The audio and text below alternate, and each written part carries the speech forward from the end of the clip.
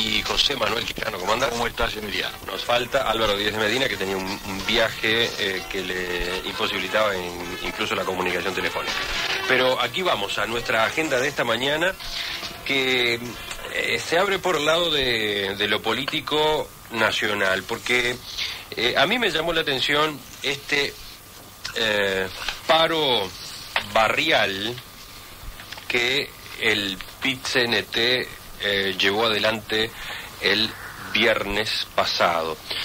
Otra forma de movilización, ¿no? Fue un paro concentrado en La Teja, con una plataforma que tenía temas principales relacionados justamente con esa zona de Montevideo, en defensa de puestos de trabajo, en protesta por la contaminación con plomo y contra la asociación de ANCAP con privados. Recordemos que la refinería de ANCAP está ubicada justamente en La Teja.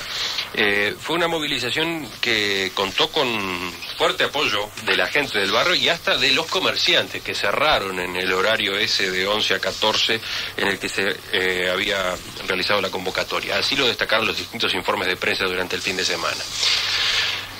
¿Cómo vieron ustedes este episodio?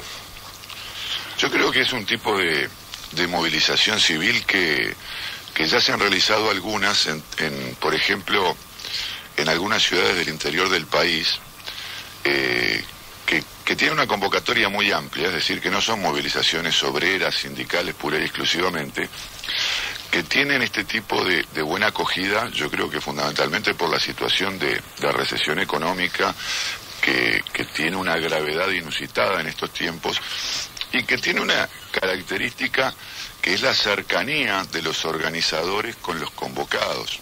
Las movilizaciones de tipo nacional o a nivel de ciudades grandes como Montevideo, evidentemente requieren una especie de disciplina ideológica de los que paran, de los que acatan las medidas, porque no hay un contacto muy directo entre la mayoría de los individuos convocados a parar y, bueno, los organizadores, los dirigentes de los sindicatos. La movilización de pequeña escala, de barrio o de ciudad del interior, implica una proximidad mucho mayor. Y eso tiene sus ventajas, ¿verdad? Yo creo que hace que haya una relación más directa entre dirigentes y dirigidos, o entre convocantes y convocados, que se vinculen mucho más las medidas con reivindicaciones específicas. No es lo mismo hacer paros contra el neoliberalismo, por decirlo de una manera un poco caricaturesca, y hacer un paro por reivindicaciones que están muy sentidas por esa población. ¿Leonardo? No, pienso igual, es decir, todos sabemos que el PIT-CNT ha tenido dificultades muy grandes para llevar a cabo movilizaciones exitosas, masivas, y ahí, como dice Daniel, es un lugar muy específico, donde, por ejemplo, el problema de ANCAP afecta a buena parte del barrio que trabaja, históricamente ha trabajado allí. Es un barrio que está caldeado por el asunto del plomo, al cual pasan los meses y no le brindan soluciones, con lo cual es otro tema que motiva a la gente, y es un barrio muy también votante del Frente Amplio, lo cual en cierta manera garantizaba un poco el éxito por todos estos tres asuntos, diríamos, los tres componentes de la movilización, ¿no? A pesar de que en la oratoria, sí, hay palos al Frente Amplio. Los dirigentes de la Federación ANCAP que hicieron uso de la palabra criticaron al Frente Amplio por la forma como está manejando concretamente el proyecto de asociación de ANCAP, ¿no? Pepe. Bueno, a mí me parece que en buena medida el acto estaba dirigido a evitar que el Frente se pronunciara. No digo fuera el único objetivo, pero me parece que uno de ellos era evitar que el Frente se pronunciara por un proyecto como el que presentaron los senadores Curiel, Rubio y Astori. Creo que la posición de la Federación ANCAP y la posición de una parte importante del Frente, no sé cuán importante, quizás mayoritaria, es no apoyar ningún tipo de asociación. Y por el contrario, hay algunos senadores del Frente que han querido buscar, bajo ciertas condiciones, que no son, por cierto, de entrega de la empresa, sino de asociación ventajosa para ANCAP, han querido buscar tecnología, capitales afuera, es decir, cierta apertura de ANCAP hacia el mundo. Bueno, creo que la mayoría del Frente no está en esa posición, y si interpreto bien lo que ocurrió en La Teja con esta movilización, en parte estaba destinada a evitar que ese proyecto de asociación presentado por compañeros frentistas, como son estos senadores que mencioné, no prosperara, ¿no? Estaba organizada desde antes de que se conociera el proyecto de Astori y Curiel. El proyecto de Astori y Curiel es de la propia semana, ¿no? Pero claro, terminó teniendo probablemente como uno de sus impactos, como una de sus consecuencias esa que mencionaba Pepe. ¿Ustedes están de acuerdo? Claro, yo creo que la medida esta en particular no está inserta dentro de la tensión interna que apareció dentro del Frente en estos últimos días respecto de esta cuestión. Más allá de que es una tensión permanente, la tensión que desde la prensa se suele calificar como entre radicales y moderados, que es una tensión que adquiere particular envergadura en la perspectiva de un Frente Amplio que se está preparando para hacer gobierno en las próximas elecciones. Claro que el Frente Amplio se viene preparando para hacer gobierno desde elecciones anteriores porque ha estado en las dos últimas muy cerca del triunfo. ¿Se viene preparando? Bueno, o por lo menos lo intenta, o por lo menos da muestras. Yo creo que hay... ¿Por qué haces la pregunta, Leonardo? Y porque todo este asunto del proyecto de ANCAP es muy desalentador en ese sentido, ¿no? Claro, pero allí hay una segunda tensión. Yo creo que hay dos ejes que se cruzan. Uno es cómo hace una fuerza política para preocuparse seriamente por gobernar y por lo tanto no pura y exclusivamente oponerse a lo que hacen los otros, sino decir, no, lo que hay que hacer es así o asá, con estas características. Perdón, pero hay otra tensión que es estratégica o táctica por lo menos, que es cómo se posiciona con relación al gobierno frente a la ciudadanía. Algunos sectores creen que no es conveniente que el partido de la oposición, porque la oposición en Uruguay es prácticamente un único partido, o en fin, o agrupamiento de fuerzas, aparezca poniéndose de acuerdo con el gobierno. Entonces tenemos una mezcla de una tensión que sería ideológica, es decir, los sectores radicales del Frente Amplio, que son estatistas 100% y que no apoyan ninguna medida por más parcial que sea en términos de asociación con capitales privados, etcétera, y que esto no lo van a aceptar ni desde la oposición ni estando en el gobierno, con otra tensión que es puramente estratégica, es decir, quizá algo que uno apoyaría o buscaría solucionarlo desde el gobierno no es visto como conveniente apoyarlo desde la oposición, porque por ejemplo, la entrada del Frente o de algunos legisladores del Frente en esta negociación les estaría haciendo un favor a los blancos que están negociando este proyecto, porque los blancos, uno de los problemas que tienen es que apoyando al Partido Colorado o formando parte de la coalición, pierden perfil opositor.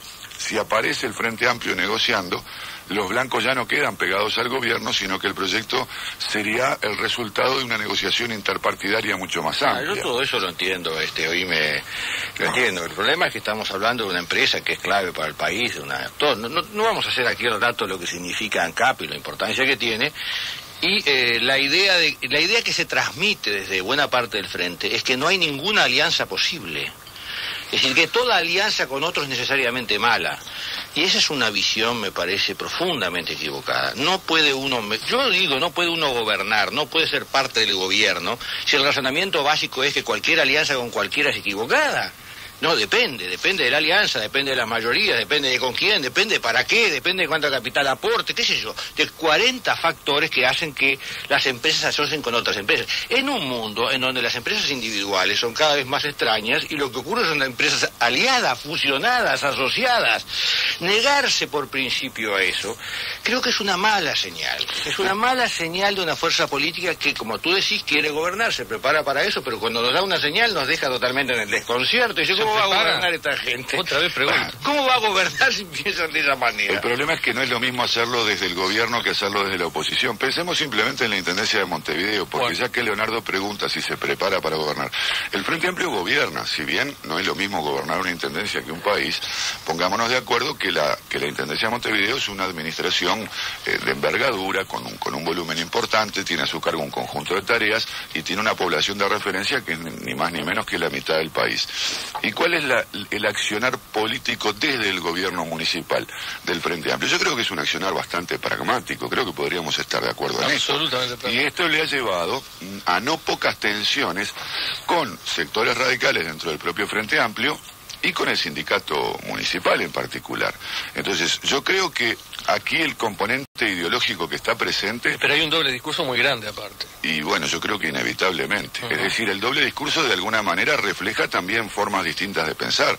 Creo que el senador Astori y posiblemente la vertiente artiguista cree que el camino al gobierno o al triunfo electoral no debe pasar por la permanente oposición, debe pasar por procesos de negociación y eventuales acuerdos.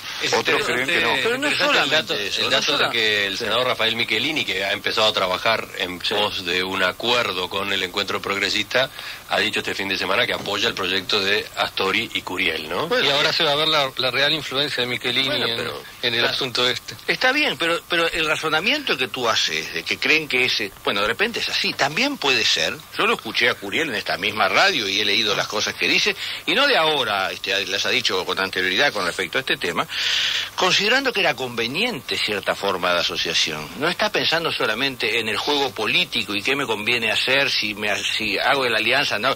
Está pensando en la empresa. Y por consiguiente en la refinería, en el país, en lo que más le interesa al país. Y yo creo que es como debe actuar un señor que está en la política, si no, ¿qué esperamos de él? Cuando último apunte y cambiamos de ángulo, seguimos en el mismo tema pero con otro ángulo. No, cuando hablaba de doble discurso no me refería a las ya clásicas diferencias entre Astori y otros sectores, sino dentro de los propios radicales. Uno se pregunta, por ejemplo, en la Intendencia, ¿no? La Intendencia ha tercerizado buena parte de su sistema de recolección de basura. Uno de los postulados clásicos de cualquier movimiento sindical es a igual trabajo, igual remuneración. Bueno, el sistema que ha llevado adelante la Intendencia es así. La gente que recoge basura y está contratada por la Intendencia gana un sueldo cercano a los $1.000, $800, por ahí anda. La gente que recoge basura con el aval de la Intendencia y del Frente Amplio para las empresas tercerizadas gana 4 veces menos o 5 veces menos y recoge mucha más basura, si todavía trabaja mucho más, gana mucho menos. ¿Y dónde están los radicales ahí? A propósito de algo que comentamos al pasar en los minutos anteriores, un oyente que estuvo en la movilización y que participó también de los preparativos, aclara que se venía trabajando en esta marcha y paro barrial desde hace 2 meses. Durante esa marcha y durante ese paro barrial del viernes, se produjo un episodio político aparte, relacionado con todo lo que venía ocurriendo, pero con valor propio, digamos, que fue este planteo que hizo el senador José Mujica, cuando indicó que con marchas y paros cortos no se logra nada porque el gobierno no se conmueve. Dijo que para luchar contra la política económica se necesita medidas de mayor aliento. Y habló de un paro de 15 días o más, una huelga de extensión. Para subir la apuesta. Que más temprano aclaraba, cuando lo entrevistábamos en Perspectiva, no la piensa como una iniciativa del movimiento sindical, sino al revés, como fruto de una coordinación de fuerzas con gremiales empresariales, con partidos políticos también, etcétera.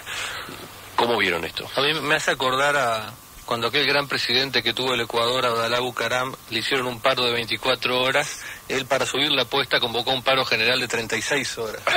Y esto me hace acordar a eso. Yo creo que Mujica se caracteriza a veces por ser excesivamente ocurrente en sus propuestas y en sus ideas. Como Bucaram. Yo simplemente pensaría que en lo que yo recuerdo, por lo menos la única vez que la CNT paró 2 semanas seguidas una huelga general fue contra el golpe de Estado. Menuda causa para convocar no solo a los trabajadores afiliados a los sindicatos, sino a la ciudadanía en general, a defender la democracia. Más temprano decía en la entrevista que hacíamos con él, el gran problema es que se necesita una globalización contra esa línea económica, una globalización de amplísimos sectores. Cambado se está fundiendo, los boliches se están fundiendo, la economía está férreamente dolarizada y ha perdido competitividad, el Estado no puede intervenir en la economía ni siquiera con pálidas actitudes de política activa. Lo que ocurre es que no... yo creo que la misión del movimiento sindical o de las organizaciones sociales tampoco es determinar la orientación de política económica del gobierno. En general, este tipo de organizaciones tienen una base reivindicativa. Muchas veces puede haber coincidencias generales entre varios sectores de la población, como en este caso lo hace notar Mujica, digamos que entre comerciantes y trabajadores, por ejemplo, y puede haber aspectos de la política económica que sean vistos como nocivos en relación a eso. Pero a mí me parece que es francamente fuera de lugar pensar que habría que juntar a la organización social para cambiar la política económica del país.